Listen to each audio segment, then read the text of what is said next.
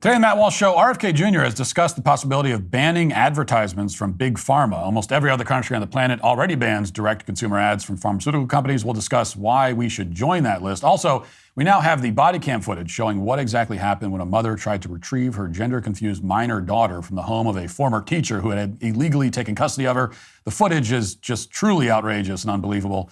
We'll play it. And can college students answer basic questions like, who fought in the Civil War, and is Asia a state that borders Canada? We'll play the video that delivers the expected but still highly depressing answer. All of that and more today on The Matt Walsh Show.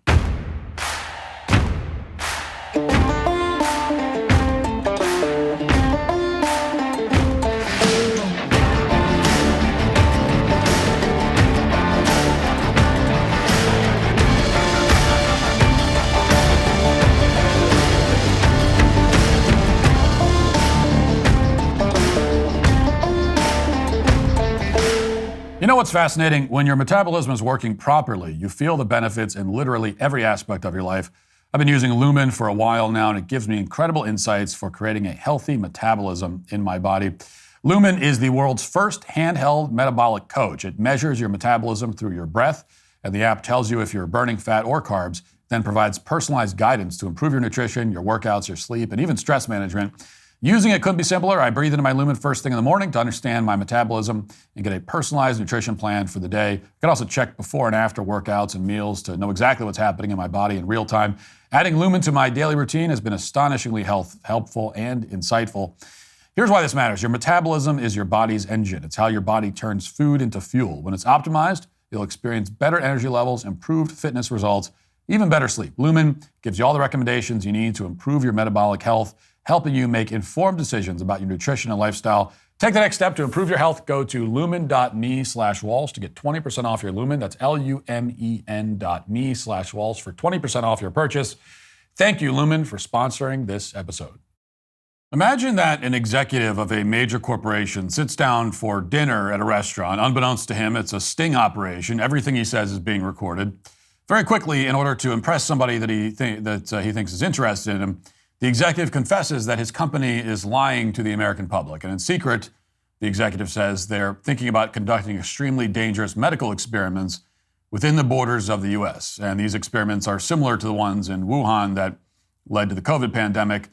And then the executive admits that government regulators are not scrutinizing these experiments as much as they should be for the simple reason that they don't want to jeopardize their potential future job opportunities at the very same corporation. And then imagine that once the executive realizes that he's on camera and that he's just confessed to a fraud on the American public, he begins screaming and crawling on the floor. And in his hysteria, he pushes people away, tries to hide his face, and then ultimately runs away. He demonstrates a clear consciousness of guilt, in other words. What do you think the end result of this kind of episode would be? Now, in a rational world, you might expect, at a minimum, that this executive would be fired and that his company would be immediately investigated, both by the government and by every media organization in the country. After all, it's not every day that a corporate executive admits that his company is working on research that could cause another pandemic. And he also just divulged trade secrets on camera as well, which you would think would sort of upset his bosses. But in reality, none of those things happened. The situation I just described took place in early 2023, as you might remember, when Project Veritas secretly filmed a senior official in Pfizer's research and development division. And you might recall the whole episode. Pfizer came out, denied essentially that the executive had meant what he said. And as far as we know, the company took no action against him. In the end, Pfizer, needless to say, did not suffer any significant consequences whatsoever. They remain one of the largest and most profitable corporations on the planet. But incredibly, the people who exposed the Pfizer executive did not fare as well. It was like Pfizer kind of pulled a reverse Uno card. For one thing, Project Veritas didn't survive. It collapsed soon afterwards. And so did the one show on cable news that covered Project Veritas' reporting, which, of course, was Fox News' Tucker Carlson Tonight. They were taken off the air shortly after covering the Pfizer sting operation for reasons that remain officially undisclosed. So to restate this the situation, less than 5 months after a Pfizer executive was exposed and humiliated on camera, everybody who talked about the scandal was deplatformed. And meanwhile, the executive went back to work. If you wanted to illustrate the extraordinary power that the pharmaceutical industry has in this country, you'd be hard-pressed to find a better example. One way or another, people who criticize them tend to lose their platforms. And that is a level of protection that very few other corporations have, regardless of their financial situation. Tesla, for example, is about 10 times the size of Pfizer by market cap. And as we all know, they're subjected to constant media attacks and also physical attacks out in public. So what is it about the pharmaceutical industry specifically that makes them so hard to criticize? The leading theory, which we've talked about before, is that companies like Pfizer have basically bought the media. I mean, you can't watch Fox or CNN or MSNBC without seeing an ad from the pharmaceutical industry. In total, the pharmaceutical industry spends something like $5 billion in advertising every year, which in some years is more than they spend on research and development. And a lot of this spending is concentrated on news stations. As the journalist Kyle Becker reported on his Substack, nearly 31% of ad minutes on major nightly news broadcasts in 2024 came from pharmaceutical brands. Now, if you watch any amount of cable news, you know that that figure is certainly accurate. I mean, you could turn the television on and you'll probably see one of these ads within like 5 minutes, if not sooner. And these are among the most lucrative ad purchases, pushing drugs like Ozempic, Skyrizi, and so on. And naturally, that kind of spending leads to favorable coverage. Big Pharma doesn't even need to establish any kind of quid pro quo officially or request anything from the news networks. It's just generally understood that if you're working for one of these networks, you should go easy on the pharma giants because they are one of the reasons you're in business. Now, this dynamic is one of the reasons why a lot of people took notice recently on hearing the news that RFK Jr. and the HHS had supposedly implemented a total ban on direct-to-consumer pharmaceutical advertising. And those reports turned out to be inaccurate, at least for the time being, but RFK Jr. has pledged to implement a similar ban in the past, and he's been very clear about his reasoning. While he was campaigning for Trump last year and while he was before that leading his own presidential bid, RFK Jr. made the point that pharmaceutical advertising has compromised the news industry. And he's also said that in part because of these advertisements, Americans spend far more on prescription drugs than pretty much every other major country. By some estimates, we spend more than twice as much. And it's logical to conclude that advertising plays, a major role in those numbers. When people see an advertisement for a new prescription drug, they're more likely to tell their doctors they want it, as opposed to a cheaper generic brand. And keep in mind, only 2 countries on the planet allow direct-to-consumer pharmaceutical advertising, and those countries are us, the United States, and New Zealand. The vast majority of the civilized world, the rest of the world has rejected this kind of marketing. And one of the obvious consequences of this carve-out for Big Pharma is that they sell a lot more drugs to people who otherwise wouldn't pay for them. They wouldn't spend $5 billion a year on advertisements if that weren't true. And this isn't even getting into Big Pharma advertisements and solicitations that target physicians and other professionals. So that's a whole other category. We're talking just about direct-to-consumer marketing. Now, just to give one example, in 2022, the manufacturer of the drug Skyrizi, AbbVie is the name of the manufacturer, spent around $229 million advertising the drug just that year alone. The next year, AbbVie decided to increase its advertising budget for the drug by more than double, and the results were clear. Drug sales went up to $7.8 billion, and that's an increase of roughly 50% year over year. Now, there was no major FDA approval that occurred in this period. The drug's formula didn't change in some way. Instead, more people heard about it, so more people asked their doctors for it. And by the way, the vast majority of these $7.8 billion came from customers in the United States because they're pretty much the only people who are being subjected to these advertisements. This advertising exemption, of course, is just one of several carve-outs that Big Pharma enjoys in this country. It's also nearly impossible to sue them if, for example, one of their vaccines ends up hurting or killing you, thanks to a federal law passed 3 decades ago. But the advertising carve-out is one of the most important ones because it has a lot of downstream effects that aren't immediately obvious. One of those effects is that the ads increase the price of the drugs. When billions of dollars are spent on advertising, inevitably that cost is going to be passed on to the consumers. And this is just basic economics and common sense, and doctors see it every day. As far back as a decade ago, when direct-to-consumer advertising was much less common than it is today, the American Medical Association noticed the problem. They voted to ban all direct-to-consumer advertising, and the chair of the AMA, a woman named Patrice Harris, announced that, quote, "Today's vote in support of an advertising ban reflects concern among physicians about the negative impact of commercially driven promotions and the role that marketing costs play in fueling escalating drug prices.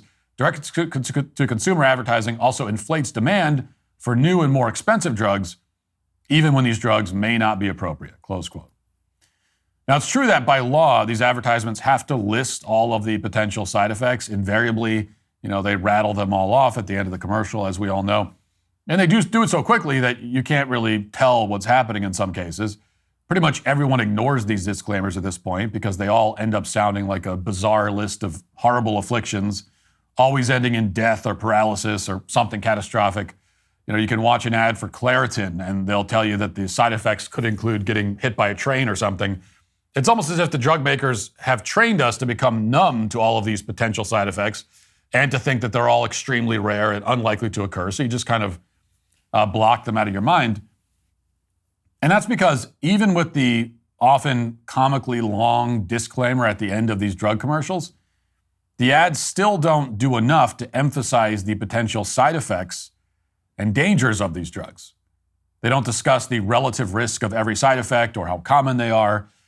And that makes sense because ads, regardless of who's making them, are meant to manipulate and to create an emotional response in a very short period of time. And that's fine when you're selling cars or clothing or fast food or whatever, but it just shouldn't be the way that medical treatments are presented to the public.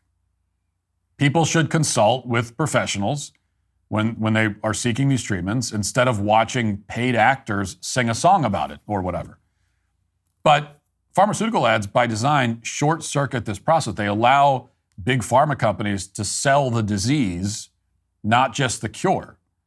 They convince people that they have such and such a disorder, right? That's why all these ads always start with, "Are you feeling this way? Do you have these symptoms? Well, then you might have this disease. Go talk to your doctor about this drug," right? They sell the disease and then they sell the drug. Enlisting the would-be patient to go to their doctor and request a drug, which is totally backwards. You're supposed to go to your doctor with your symptoms, not with a wish list of drugs that you want to receive. But this is the way it works now, so pharma ads have helped to turn doctors into glorified drug dealers. And there's about a dozen studies you could point to that bear this out. Patients who go to the doctor and say, "I saw an ad for Paxlovid," or "I saw an ad for Prozac," are a lot more likely to get that drug than a patient who simply presents their depression-related symptoms to the doctor.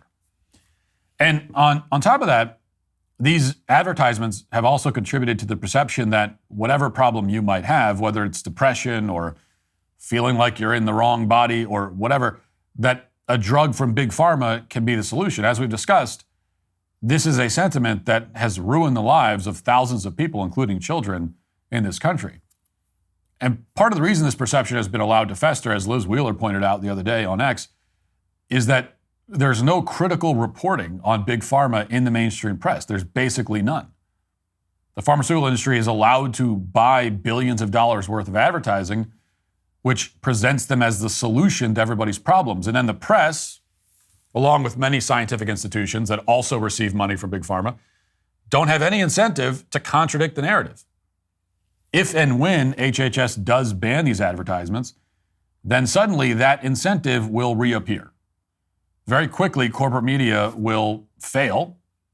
It will just disintegrate because they'll be deprived of most of their advertising revenue, or at least they'll be deprived of a very significant chunk of it.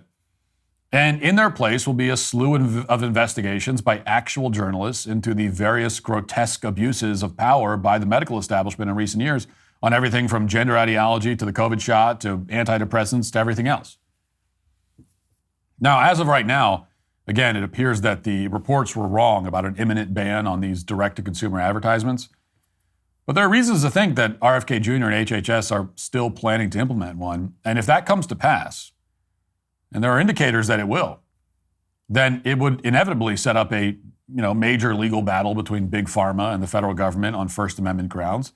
They'll claim that they have the constitutional right to flood the airwaves with sales pitches for extremely potent medications that could ruin your life. But, they don't have that right. I mean, the big Pharma doesn't have a constitutional right to just access consumers whenever they feel like it in any forum that they feel like it, any more than the local drug dealer does.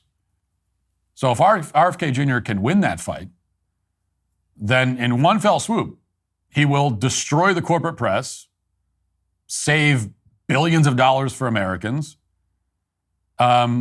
rescue lots of people from dangerous drugs that they shouldn't be taking, and usher in a new era of skepticism for an industry that badly needs it. He would be, easily the single most consequential HHS secretary in the history of the country, one of the most consequential cabinet secretaries, period, in the history of the country. All he needs to do is what pretty much every country in the world is already doing, which is to tell Big Pharma to get off of our televisions. Now let's get to our 5 headlines.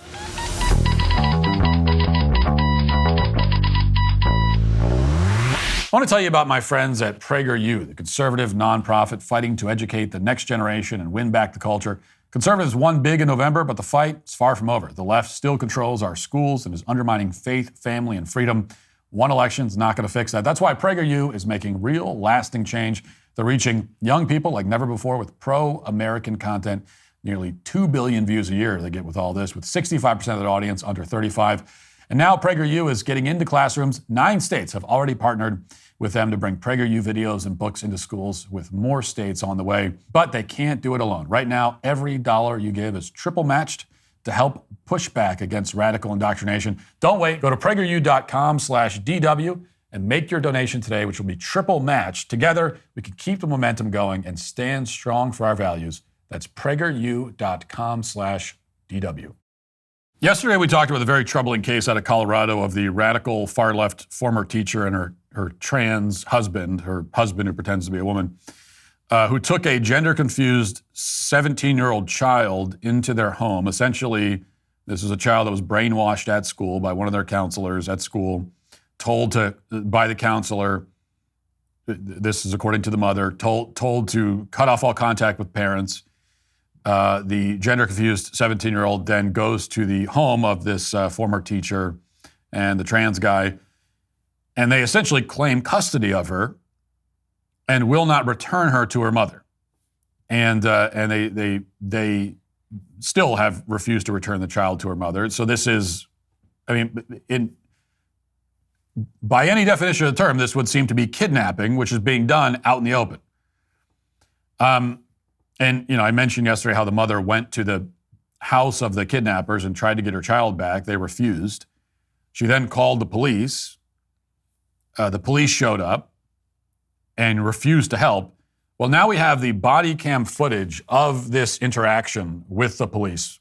And in the footage, we'll see the police officer first talking to the child, to the 17-year-old, inside the home. And then we'll see the police officers talking to the mother outside of the home. And I just want you to see how the police handled this. Now, we talked about it yesterday, but now you can see it and hear it for yourself. It really is truly shocking. So let's watch a little bit of this. I'm Deputy Thurber. How are you? Good. That's all I need to basically hear. I'm just coming by to make sure you're good. You know what I mean? I'm not going to try to insert myself into something that's already sort of in process or whatever you're doing. Yes, by legal standard, you're technically a minor as a 17-year-old. But I just wanted to make sure you're good. Yeah. You're good? Yeah. Okay. Thank you very much. Very good. That's all I need for now, and I appreciate you guys, and I appreciate your willingness to, I don't know, I guess, help me check boxes. Right? I hear you. Probably going to have to speak with them. Yeah, they're going to have a meltdown. Exactly.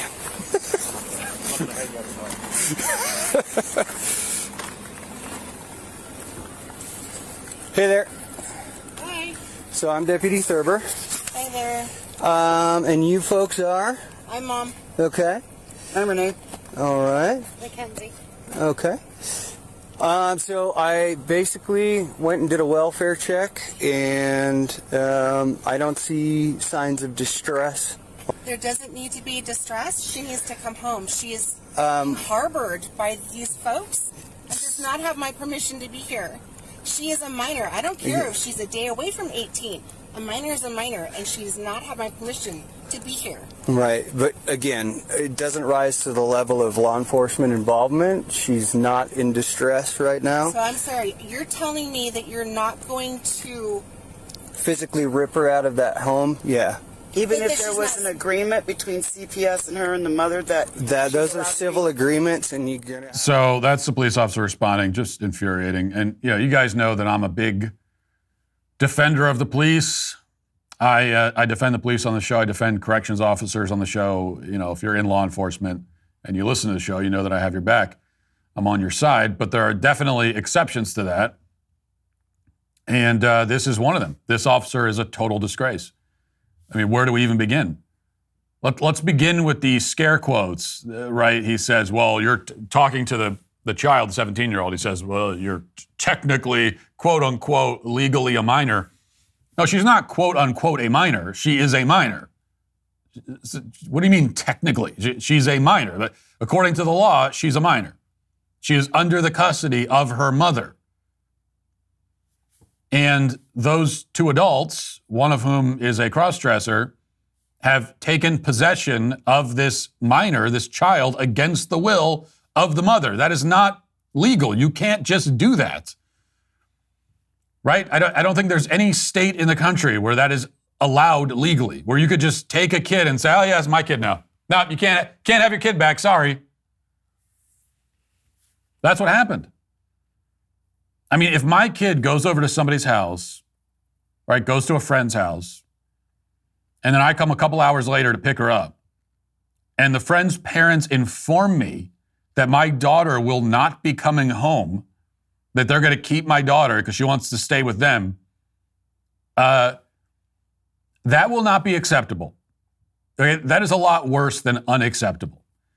That would be cause for me to forcibly enter the home by any means necessary and extract my child by any means necessary, and to use whatever amount of force I need to use to deal with anyone who happens to be standing in the way of that in order to get my child back. And by the way, I would do that like without hesitation. It wouldn't be anything there's nothing to think about here. I want my child back. You have 0.02 seconds to produce my child, and if you don't, I'm coming into your house and I'm going to take my kid back, and I will do whatever's necessary to make sure that happens. But this cop here thinks that the whole thing's a big joke. He's having a great time with it. He thinks it's a big joke. And his way of seeing if the child was in distress was to spend about 20 seconds just asking her if she's in distress. Oh, just trying to see if you're in distress. Nope. Okay. Well, see you later. Really great police work there, officer. That's your way of... And the other adults, the kidnappers, are sitting right next to her. You didn't even pull her aside to talk to her without the other adults there. So the girl just kind of nods, and the cop says, well, that's all I needed. Thanks for helping me check boxes. He actually said that. Admitted that he was just checking boxes. And then he comes out and laughs about the fact that the mother will have a meltdown. Oh, yeah, she's going to have a meltdown over this. Yeah. Yes, you scum. Yeah, that's the mother of this child. Any mother would have a meltdown if she's being told that her daughter has been legally kidnapped somehow. Her daughter's been kidnapped, and there's nothing the police are going to do about it. Yeah, meltdown? Yeah, I would think so. So it's just, and this is the pro-trans side, cartoonishly evil, indefensible on every level, and they have been empowered by people like this in government. I don't know what this. I can't get inside. I don't know who this officer is. I can't get inside his head. I can't understand his motivations. I mean, the situation here is so clear. And then he says, well, what am I going to do? Rip her out of there? Yes. Yes, that's what you do. Obviously. That's my kid.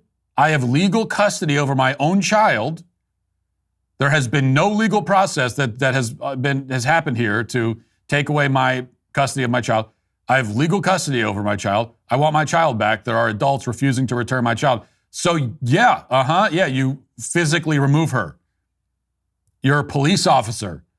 Why are you acting like it's not possible for you to physically make someone go where they don't want to go? Don't you do that every day? Isn't that when you arrest anyone? Isn't that? And usually it's not 17-year-old girls. Like, are you able to handle a 17-year-old girl? So you can't get inside the officer's head. I don't know what his motivation is. Does he have a trans kid of his own? Usually that's the answer to the riddle in these kinds of cases.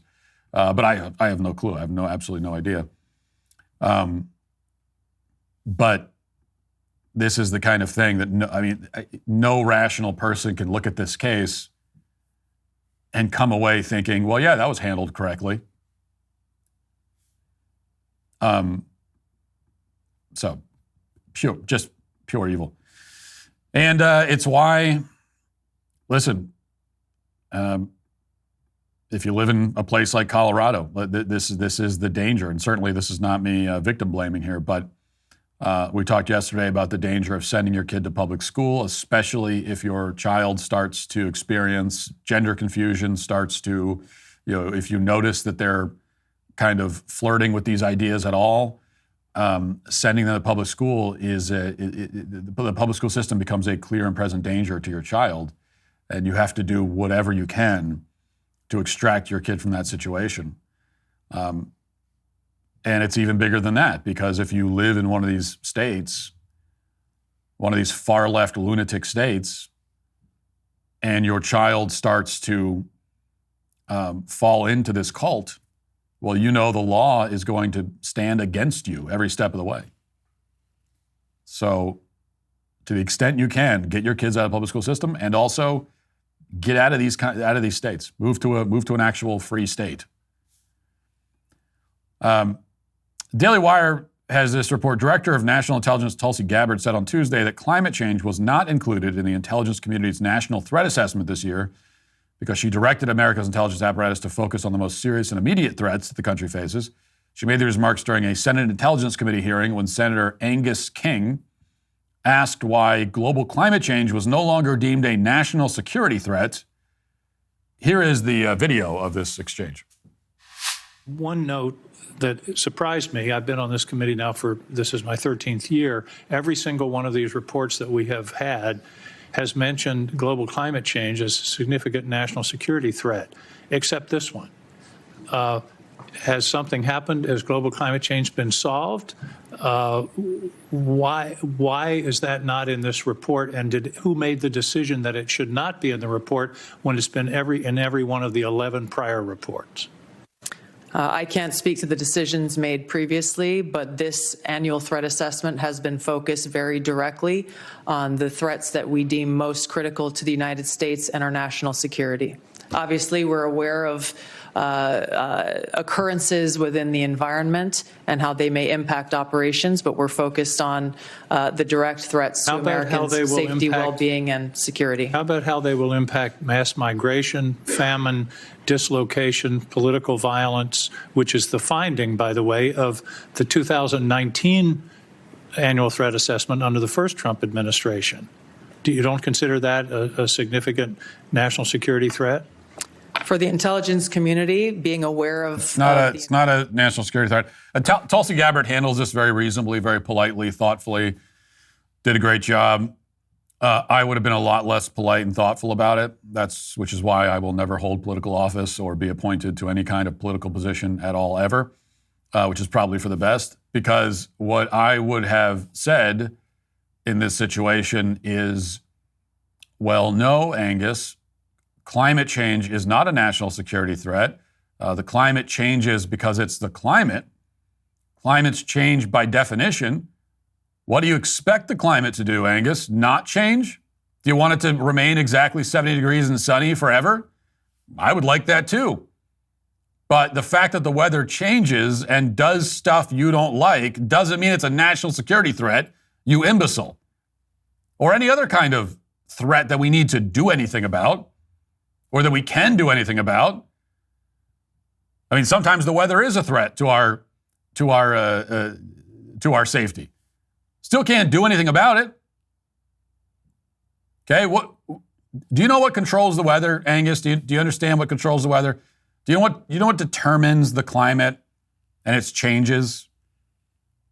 Well, maybe it's hard to see right now because you're sitting inside, but if you go outside and you look up and you notice that giant spherical, bright, hot thing in the sky, that's called the sun, Angus. It's really big.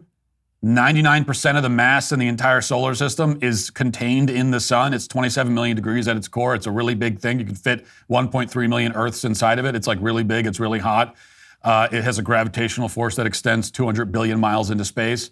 If a rocket ship left Earth like today with current technology, 300 years from now, it would still be inside the sun's neighborhood. 100 years after that, it still would be. It's just a really big, powerful thing. And so that is what decides what kind of climate and weather we're going to have on Earth, Angus. That's what determines it. So if you want a threat assessment, there it is. Look at the sun. There you go. There's your problem. What are you going to do about it? Blow it up? I mean, what's your plan here? And what do you want the director of national intelligence, what do you want the intelligence community to do about the weather? Do we need to send spies to go spy on the weather? We already have those, Angus. They're called meteorologists. Notoriously unreliable, by the way, but we have those, okay? We have spies all the time conducting clandestine operations to figure out what the weather is. That's called your TV weatherman. So go talk to him. What do you want me to tell you? This is the intelligence community. You want the CIA to work on the weather? How about this? Why don't we appoint you, Angus? We'll appoint you to be to head up the intelligence operation to spy on the weather. As a matter of fact, why don't we'll send you straight to the source. I already told you what the problem is. I told you who's at fault here. We know who to blame for all this weather nonsense going on. Every time it gets hot, there's one thing to blame. Okay, it's that big burning thing up in the sky. So what we'll do is we'll put you on a spaceship and we'll have you go consult with, we'll send you directly to the sun. How about that? To just right straight into the sun to figure out this problem. So you go to the sun and then come back and tell us and report back. That's what I would have said. Something like that. But, that's not very polite, so I understand you can't. In a hearing of this type, that wouldn't be appropriate, although it is true. All right, speaking of morons, spring break is happening right now, and so we always get these kinds of videos around spring break. Caitlin Bennett went down to spring break to talk to a bunch of college students and to quiz them about basic facts, about history and civics and that sort of thing. Of course, we've seen a million of these kinds of videos, so you know exactly where it's going to go. And yet, the videos still manage to shock and disgust us every single time. You know exactly how this is going to go. Okay, it's going to be a bunch of these college kids who are total morons and know absolutely nothing about anything. And yet, still, knowing that going in, you find yourself somehow surprised. So let's watch this. Who did the colonists fight in the Revolutionary War? Oh, God. In the Revolutionary War? It was, I don't know if this is right. I mean, it sounds so stupid. Was it the Spanish? Wait, what are your majors? Business. Biology. Okay. Elementary education. Oh. What shape is the U.S. Pentagon building? Isn't it just a square? How many U.S. senators are there? 6, 7. 6, 7. 2 for each state. How many amendments are in the Bill of Rights? There's a lot. I know 17. Who won the Civil War? Oh, shoot, it's East or West, right? Well, it's the Civil War, so it's the civilians versus whoever was in power. How many justices are on the Supreme Court? Justices. So like when you say that, like you mean like the FBI? Who is on the $100 bill? Oh, I know. Abraham Lincoln? Nope. Abraham Lincoln. Come on, bro. That's the First Amendment. What's the second? Right to vote? Name 3 states that border Canada. We'll just do 1 per person. Asia. I didn't know Canada had a border. Okay, so these are mostly college students. We heard one of them is in elementary education, so that's very encouraging. The leaders of tomorrow. And I know these videos are kind of cheap. Most likely, she probably talked to a few people who answered the questions correctly, and they don't make the cut for the video. But that doesn't matter because it simply should not be possible to go anywhere and talk to college students who don't know who fought in the Civil War. Even though arguably, I mean, there was the one moron who said East versus West. The girl who said, well, the civilians versus the people in power. It's sort of, I mean, you could make an argument that she's has sort of stumbled on something close to the truth. In that you could argue that it essentially was Southerners versus the federal government in a sense. I don't know. I mean, if you tried to rescue that one, you might be able to do it. But you should not be able to find anyone. You should not be able to find anyone who thinks that Asia is a state bordering Canada. Think about how utterly clueless about the world you would need to be to think that. Like, I want to get inside that guy's head and find what do you think the world looks like? Where do you think you are right now? Because apparently you think Asia is close by and that between you and Canada is Asia. So then if you went across the Pacific, which you probably don't know where that is, what's over there? How can you make it to that age and think that it shouldn't be possible to think that. And you certainly should not be able to find anyone who graduated from 13 years of K through 12 public education and yet are this shockingly ignorant about the most basic facts of the world. And yet you can. I mean, it's very easy to find people like this.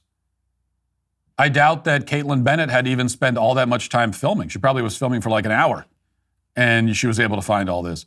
Because anyone could do this. You can go down to any beach during spring break, spend an hour filming, and you'll find enough ignoramuses of this type to fill out a funny montage. And that's why I'm really not interested in hearing from anyone defending the Department of Education. It has totally failed. It has clearly failed in the most fundamental way.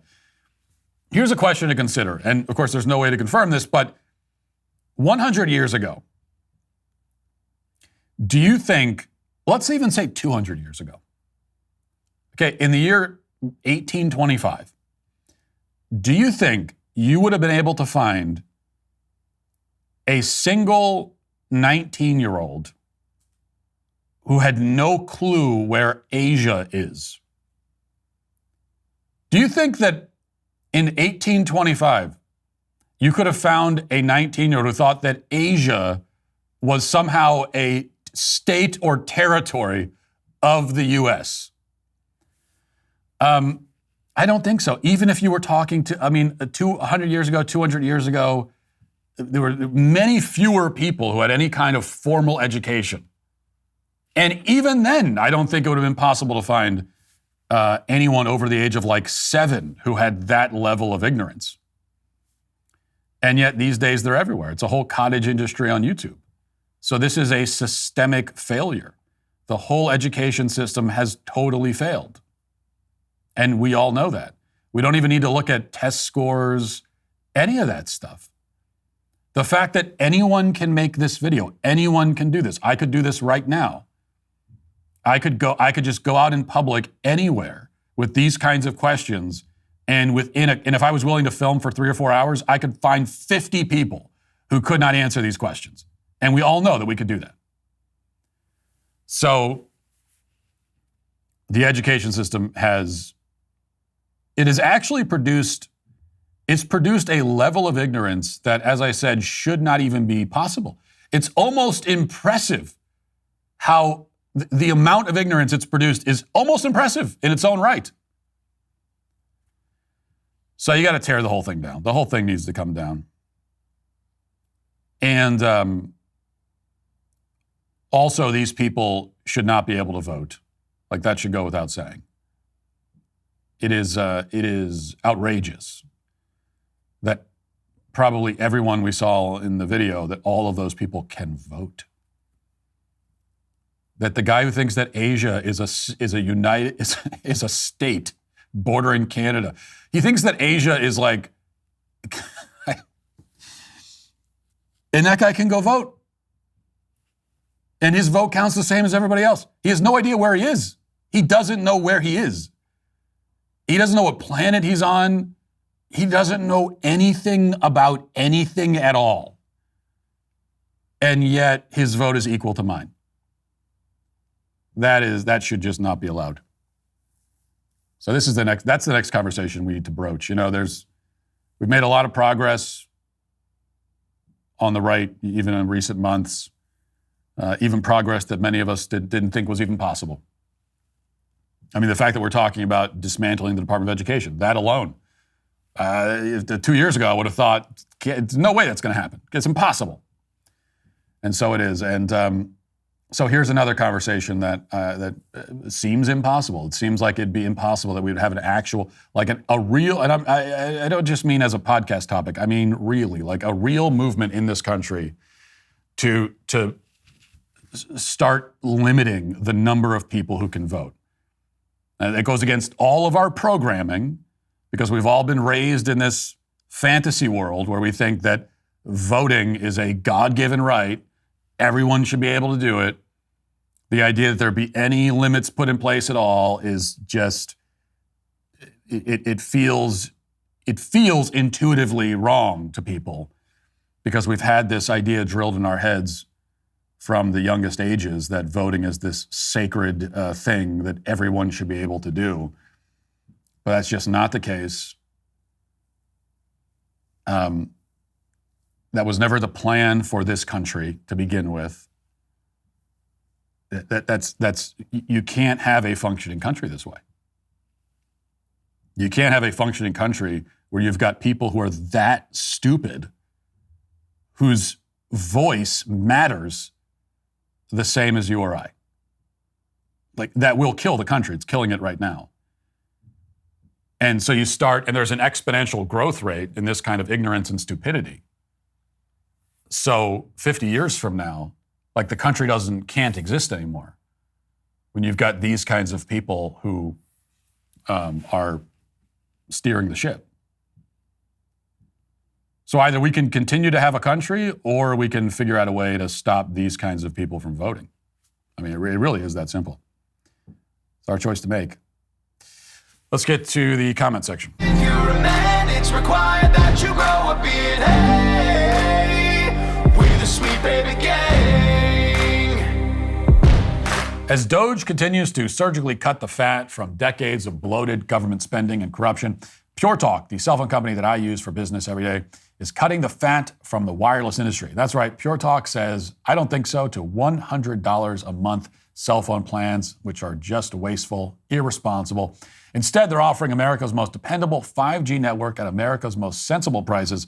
Listen to this: unlimited talk, text, and 15 gigs of data plus mobile hotspot for just $35 a month. And with PureTalk's U.S. customer service team, you can switch hassle-free in as little as 10 minutes. You don't need Doge to cut the fat from your wireless bill. You can do all that with PureTalk yourself. Go to puretalk.com/Walsh. Switch to PureTalk at puretalk.com/Walsh and get a year of DailyWire Plus for free with a qualifying plan. PureTalk, wireless by Americans for Americans. Just last week at Walmart, a grown black woman was walking around in a fleece Grinch onesie. People have no shame. A onesie. Yeah, the pajamas in public are out of control for sure. With that said, and there's no excuse, I mean, a onesie. Like, to wear a one, I mean, you shouldn't be wearing that at your house, clearly, as an adult. But with that said, Walmart is its own thing. So I'm very clear about what I think should happen to grown adults who wear pajama pants in public. That I think they should go to Gitmo. I'm not even joking. You could make a carve out for Walmart because Walmart has its own set of rules. Walmart is exempt from many of the basic rules of decorum. It just is. It just is. It's just the way that, I mean, look, I was just walking around Walmart at like 9:30 p.m. a few weeks ago, and I was in sweatpants. I really was. That actually happened. Because we had a sick kid and we needed a thermometer, but we couldn't find. Every time we have a sick kid, we can't find a thermometer. When you have a bunch of kids, like, these are just the random things that go missing all the time.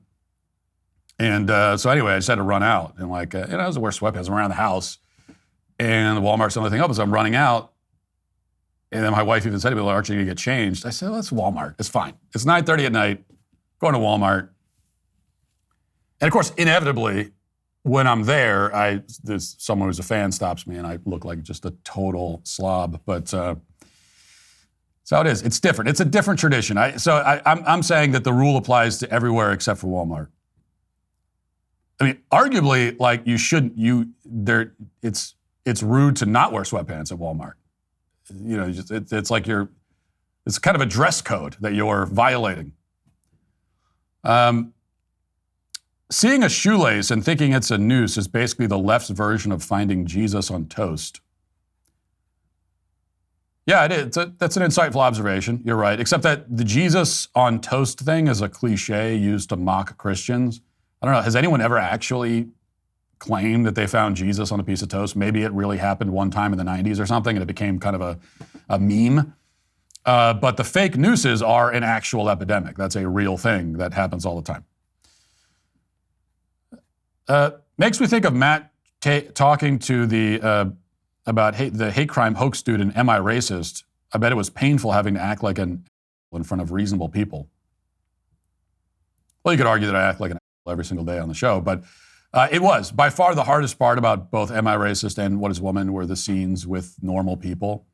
In fact, probably the hardest thing I did in either movie was the scene at the biker bar in Am I Racist, which is a great scene. I love the scene, but just a bunch of blue-collar guys who have no time for the nonsense, and here I am acting like an absolute buffoon.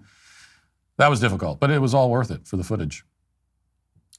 Matt, we're obviously going to need an entire news segment of the show dedicated to the goats. We don't. We really don't. I've said all there is to say about the goats. The second goat arrived officially yesterday. His name is Oreo. So we have Oreo and Waffles. Couldn't even do two names that make sense together. Chicken and waffles, bacon and waffles, to keep the breakfast theme going. I don't know. Couldn't even do that. So we have Oreo and Waffles. And last night I was down in the pen helping my daughter, our 11-year-old daughter, catch Oreo so he could be bottle fed. Why the hell am I doing this? This is what always happens with the animals. This is the other thing that always happens. Every dad knows this. You say no to the animal, you end up getting the animal. You say, okay, well, I'm not going to have anything to do with this animal. I'm not taking, but then, this is the way it works. So we're 2 days in, and I'm already somehow involved in bottle feeding duty for a goat. And my daughter's getting all upset because she's saying, well, he won't take the bottle. Like, then fine. Then he doesn't, then he'll just go, he's a goat. Okay, if he's hungry, he'll eat. What do we do? What is happening? What is happening to me? My daughter insists that the goats need to wear jackets at night because it's cold. She's trying to put a jacket on the goat, and he keeps kicking it off. It wasn't even a goat jacket. I don't know if they sell goat jackets. Probably not. This was like a regular human jacket, and I'm trying to explain to her the anatomy of a person is different from a goat. I don't think the jacket's going to work. And But he wouldn't wear it. And so she kept saying, he'll be cold. Okay, well then, you know what? Then he'll freeze, and we will have the meat nicely preserved for tomorrow, and I can make us a nice goat stew. Oreo will live on temporarily in our stomachs. I think that people deserve to see a Matt Walsh morning routine video. No, people don't need to see that. Like I said, my morning routine is to sleep through about 9 different alarms and then to jump out of bed on the 9th. Well, when I say jump out, I mean like crawl out, drag myself out, my bones creaking like a mummy crawling out of the tomb after 3,000 years, wander in half dead to the kitchen. My kids are trying to talk to me. I'm grunting like some sort of Yeti or something. And then I drink coffee, and that's my morning routine. That's the whole thing. That's the video. So there it is. Maybe you notice how stories you hear on the Daily Wire sound nothing like what the corporate media is selling. Well, that's no accident. We give you the facts and, yes, our unapologetic opinions. While we report on the administration's recent immigration policies that are finally making the border safer, legacy outlets downplay the numbers and ignore the results. And why did it take record-breaking chaos to get here in the first place? Who's accountable for the damage of the last 4 years? This is why the Daily Wire exists. No spin, no censorship, just the truth. Join us at dailywire.com/subscribe. Now let's get to our daily cancellation.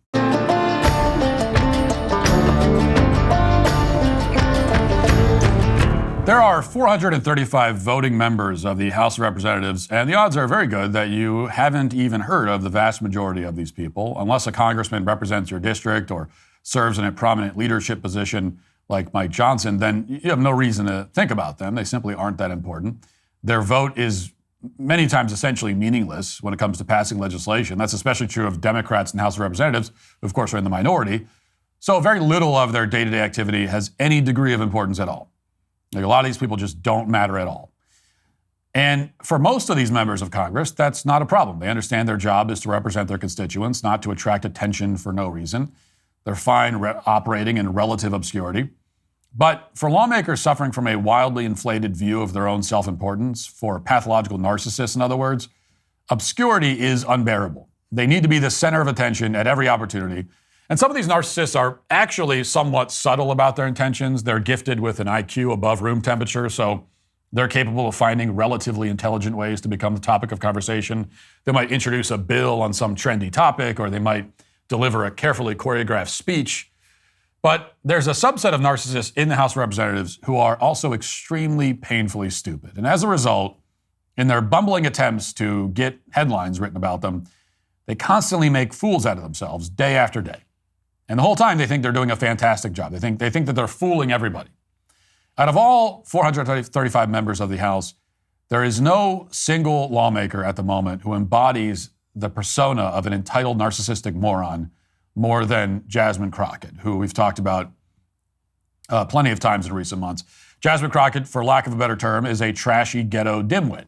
The last time we discussed Jasmine Crockett, it was to highlight how she suddenly adopted a fake black accent the moment that she arrived in Washington. We've also discussed how she bragged about getting an honorary degree from a college that no one's heard of, as well as her claim that DEI would help SpaceX land rockets on Mars. All this to say, the bar is extraordinarily low for Jasmine. No one is expecting her to say anything intelligent or to demonstrate any degree of class whatsoever. But even given that low bar, Jasmine Crockett has somehow managed to limbo under it. She spoke this weekend at an event hosted by the far-left group called the Human Rights Campaign, which pushes a variety of propaganda related to gender ideology and the LGBT agenda. And during her remarks, Crockett decided to mock the governor of Texas, Greg Abbott, because a tree fell on him in 1984 while he was jogging, crushing his vertebrae and confining him to a wheelchair. Yes, Jasmine Crockett sneered at Greg Abbott because he has been in a wheelchair for the past 40 years. Listen. Because we in these hot-ass Texas streets, honey. Y'all know we got Governor Hot Wheels down there. Come on now. And the only thing hot about him is that he is a hot-ass mess, honey. So yes. Now, you'll notice the laughter in the room at the self-described Human Rights Campaign as Jasmine refers to Greg Abbott as Governor Hot Wheels. These are people who will jump down your throat for ableism and for attacking marginalized communities and all that. They'll try to destroy your life over it, actually. But in this case, it's fine because Greg Abbott is a Republican. And we always knew that these people think like this. But even so, it's pretty striking to see them admit it effectively. Marginalized communities is a term that means, and has always meant, people who vote unanimously for Democrats. That's it. Anybody who supports a conservative, by their definition, is not marginalized, and therefore they deserve to have a tree crush them while they're out jogging. After this footage surfaced, people noticed that Jasmine Crockett had somehow managed to become an even trashier and less respectable version of herself, which is a feat that scientists had previously believed to be physically impossible. So she put out this tweet as a form of damage control. She wrote, quote, "I wasn't thinking about the governor's condition. I was thinking about the planes, trains, and automobiles he used to transfer migrants into communities led by black mayors, deliberately stoking tension and fear among the most vulnerable." So she's saying that Governor Hot Wheels is a nickname that has nothing to do with the fact that he uses a wheelchair. Instead, the Hot Wheels refer to cars, planes, and trains that are carrying illegals out of Texas. This is a post that, in Jasmine Crockett's mind, is a totally convincing explanation. She is cursed with an IQ of about 80, so she can't see how this might strike everyone else as an obvious, gratuitous lie. But just for good measure, the crack reporting team at the Washington Free Beacon decided to investigate Jasmine's excuse. And if Pulitzers mattered anymore, they should get one for their reporting on this, because it's a remarkable case of shoe leather journalism. Here's what the Free Beacon found. Quote, "Representative Jasmine Crockett liked Facebook comments referring to wheelchair-bound Texas Governor Greg Abbott as Hot Wheels in 2021, a year before he started busing migrants to Democratic cities, the policy Crockett said she was referring to when she called Abbott Hot Wheels herself." Close quote. In other words, Jasmine Crockett was endorsing the nickname Hot Wheels for Greg Abbott long before he transported illegals on planes, trains, automobiles, or any other kind of transportation. Take a look at this post, for example. This is the Zapruder film of our era. As you can see there, the post from June of 2021 reads, "Hot Wheels something else." And that was a reply from some random person to a post that Jasmine Crockett wrote about Greg Abbott. And indeed, Jasmine Crockett liked that post. Now, additionally, the Free Beacon found another post that Crockett liked concerning Governor Hot Wheels, and here's that one. This is from July of 2021. Somebody writes, "Keep making Governor Hot Wheels mad." And again, Jasmine Crockett likes the post. And there are a couple more like this, but you get the point. Jasmine's excuse, which was already completely unconvincing in every way, is actually so bad that the Washington Free Beacon proved it false within about 10 minutes. As easy as it would be to end the segment here and to cancel Jasmine Crockett for the 50th time, it needs to be said that this event at the Human Rights Campaign was apparently seen as something of a speaking opportunity for potential 2028 presidential contenders in the Democrat Party. And while Jasmine Crockett was the single dumbest speaker at the event by a large margin, even though they're all really stupid, she wasn't the only Democrat to deliver an inane and insulting message, seemingly without realizing it. Here's Illinois Governor J.B. Pritzker, for example, explaining why exactly children should be exposed to trans activists and gay men parading around in their underwear at pride parades. Here's his reason, his justification for it. Watch. "My mother was an activist for reproductive rights and LGBTQ rights. And she took me to pride parades back when, well, they weren't really parades, they were protests. So I have to laugh when I hear the right wing carry on about the dangers of exposing kids to trans people or same-sex couples, because I'm living proof that introducing your kids to the gay agenda might result in them growing up to be governor." Now, when you watch clips like this, it's not hard to understand why Gavin Newsom is doing a podcast with right-wing guests who he's pretending to agree with half the time. When Democrats get in a room with other Democrats, things like this inevitably happen. They come up with ideas like, your kid might become the governor one day because you force him to watch men parade around in dresses among various other public displays of fetishes. That's not exactly a compelling pitch to Americans who just overwhelmingly rejected all of this insanity in the last election. Like leaning into the gay agenda and directly advocating to expose kids to it. That's the opposite of what Americans are looking for. But it's the pitch that the governor of Illinois delivered. As pride parades are failing all over the country, this is his argument for why they're a net positive for society. Apparently, these parades produce governors like J.B. Pritzker, who has destroyed his state. Illinois' population has been dropping consistently for about a decade. They currently rank 46th in the country for out-migration, meaning the number of people who are leaving because they can't stand to live there anymore is enormous. And that's accounting for population size, by the way. Only 4 states, Hawaii, Alaska, California, and New York, have residents leaving at a higher rate than Illinois. And J.B. Pritzker has been in office for 6 years, and the problem's only gotten worse under his leadership. That's the kind of governor that your state can have too, if we just elect someone who, was raised on watching gay pride parades. This is the pitch from J.B. Pritzker and the so-called Human Rights Campaign, which has always been a front for perversion and relentless propaganda on behalf of the Democrat Party, and now they're making it explicit. Their message is that Greg Abbott is bad because he's disabled, but J.B. Pritzker is good because he thinks children should be exposed to sexual degeneracy. So Jasmine Crockett may not accomplish much, but credit where it's due. This weekend, albeit inadvertently, she managed to expose the all-encompassing depravity of the Democrat Party and its various organs, which use the concept of human rights as a shield for all manner of degeneracy and cruelty. And now they're on tape essentially acknowledging that fact. And that is why the so-called Human Rights Campaign, along with J.B. Pritzker and the irredeemably trashy Jasmine Crockett, are all today canceled. That'll do it for the show today. Thanks for watching. Thanks for listening. Talk to you tomorrow. Have a great day. Godspeed.